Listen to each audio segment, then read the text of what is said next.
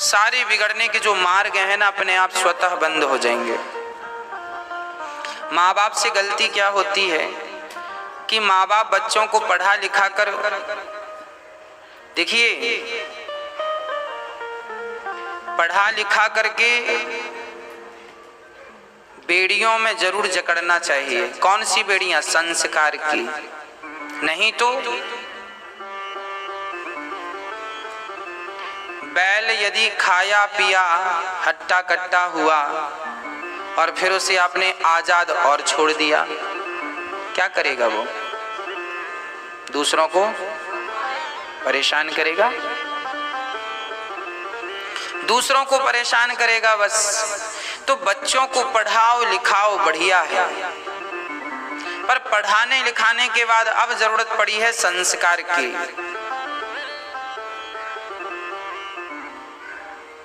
भाई आपने 100 रुपए दिए अपने बच्चे को, तो 100 रुपए दिए हैं तो ये भी तो कहा था ना साथ में कि बेटा 100 रुपए हैं, जाओ 3 किलो शक्कर लेके आ जाओ, जाओ साग सब्जी लेके आओ।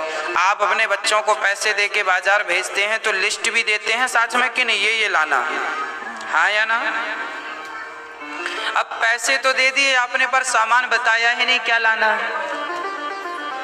उसी प्रकार पढ़ाया लिखाया तो, पर आपने उन्हें बताया ही नहीं कि बेटा इस पढ़ाई का उपयोग क्या करना है, प्रयोग क्या करना, कहाँ उपयोग करेंगे आप? भाई मैं बहुत पढ़ा लिखा हूं पर मैं अपनी विद्या का प्रयोग करूंगा कहाँ? ये कौन बताएगा? कौन बताएगा? माँ बाप आप नहीं बता पाओगे, गुरु बताएंगे। इसलिए गुरु होते हैं कि आप पढ़ाओ लिखाओ और फिर बच्चों को गुरु चरणों में समर्पित कर दो, ताकि गुरु बताए कि बेटा अब जो तुमने पढ़ लिखा है इसका प्रयोग कैसे करना है, कहाँ उपयोग करना है और कहाँ उपयोग नहीं करना। इसलिए हमारे यहाँ 2 चीजें थी, शिक्षा और दीक्षा। पहले शिक्षा बाद में दीक्षा। बच्चों को शिक्षा दो। आजकल के बच्चों में प्रॉब्लम यह है कि वो शिक्षित तो हैं पर दीक्षित नहीं, गुरु नहीं है, मार्गदर्शक नहीं है। आज के लोग विद्वान तो हैं, हमारे भारत में टैलेंट की कमी नहीं है, पर अपने टैलेंट को लगाना कहाँ है ये बताने वालों की कमी है। कहाँ हम जाएं? आपके बच्चों के आजकल बच्चे यही निर्णय नहीं ले पाते कि हम साइंस लें के आर्ट्स लें के क्या लें, वो डिसाइड नहीं कर पाते। पूछते हैं गुरुजी क्या लें, भैया जी क्या लें, आप डिसाइड नहीं कर पाते कि आपको लेना क्या है। चलिए ये तो बहुत पहले का हम बता रहे हैं। जब आप पूरी पढ़ाई पढ़ लें तब आपको जरूर गुरु चरणों में जाना चाहिए। गुरुदेव हमने पढ़ाई पूरी कर ली है, अब आज्ञा दीजिए हम इस पढ़ाई का कहाँ उपयोग करें, कहाँ प्रयोग करें।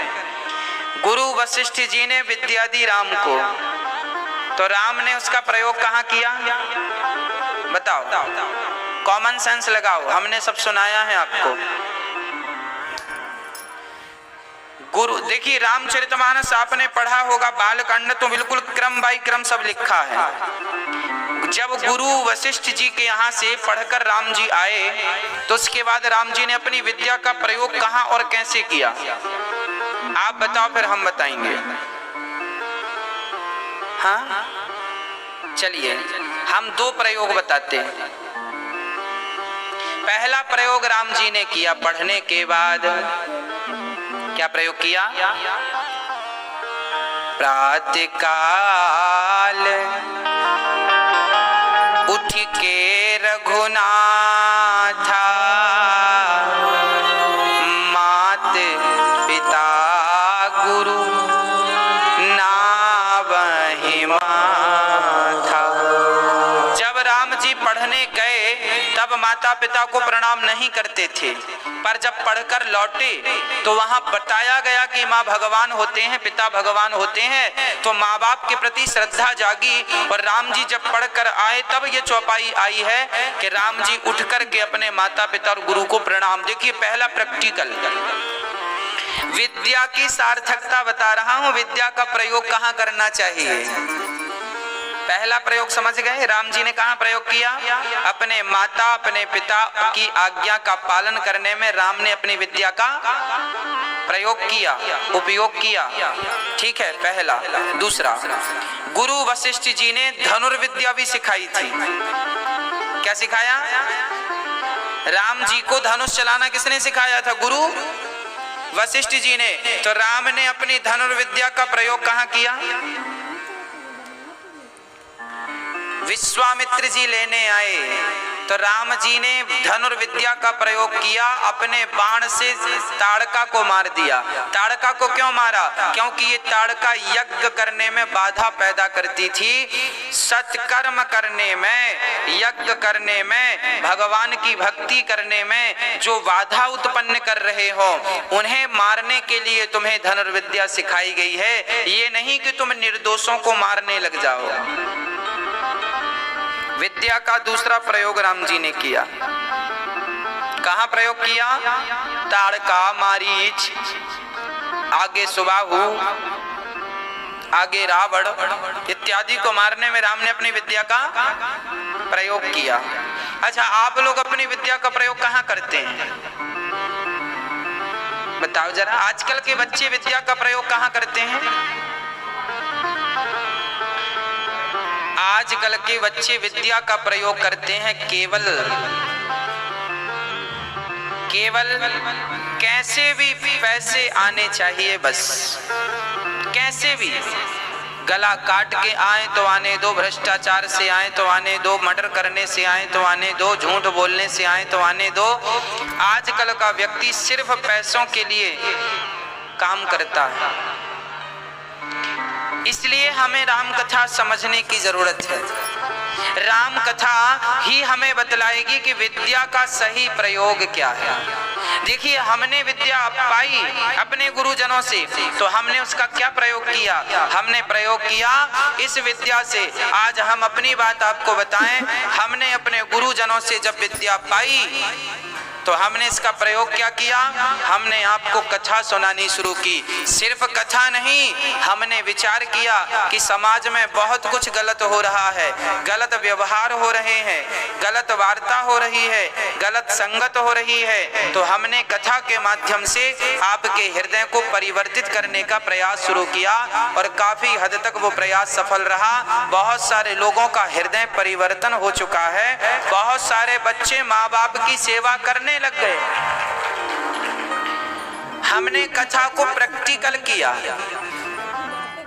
हम सुनाने पर विश्वास ना करके हम, आपको पता है भारत में लगभग, मैं उन बच्चों की तो गारंटी नहीं लेता जो कथा नहीं सुनते, पर जो बच्चे कथा सुनते हैं मैं उसकी 100% गारंटी लेता हूं कि वो अपने माँ बाप की सेवा करने वाले बच्चे श्रवण जरूर बनेंगे। कथा सुनने से आपके बच्चे श्रवण जरूर बनेंगे, ये मेरा विश्वास है। बैठिए। कथा सुनने से बेटे क्या बनेंगे? श्रवण बन जाएंगे। इसलिए मेरी प्रार्थना है आपसे कि आप अपने बच्चों को ज्यादा ना सही तो 7 दिन का समय निकालकर एक बार कथा सुनाओ। एक बार में वो श्रवण बन जाएंगे, बस फिर आपको आनंद ही आनंद होगा। इसलिए विद्या का प्रयोग कहाँ करना? फिर हमें लगा कि हम कथा के साथ साथ हम ये कहें कि माँ बाप की सेवा किया करो, तो हम कहेंगे बच्चों को कि माँ बाप की सेवा किया करोगे, इसका कोई प्रभाव कम पड़ेगा। तो हमको लगा कि हमें करके दिखाना चाहिए। फिर हमारे मन में विचार आया, तभी एक माँ हमारे पास आ गई और उन्होंने, माँ ने हमसे कहा कि बेटा जब मैं मर जाऊं तो मेरी चिता को आग तुम दे देना, मेरे से कहा। तो मेरे मन में विचार आया कि शायद भगवान मेरे से कुछ और भी करवाना चाहते हैं। तो मैंने सुना कि माँ कह रही है बेटा जब मैं मर जाऊं तो मेरी चिता को आग लगाना। तो मैंने पूछा, माँ आपका तो बेटा है, आप ऐसा हमसे क्यों कह रही हो? उन्होंने कहा, बेटा है तो सही पर वो गिलास भर पानी नहीं देता है है ना, हमें देखने भी नहीं आता।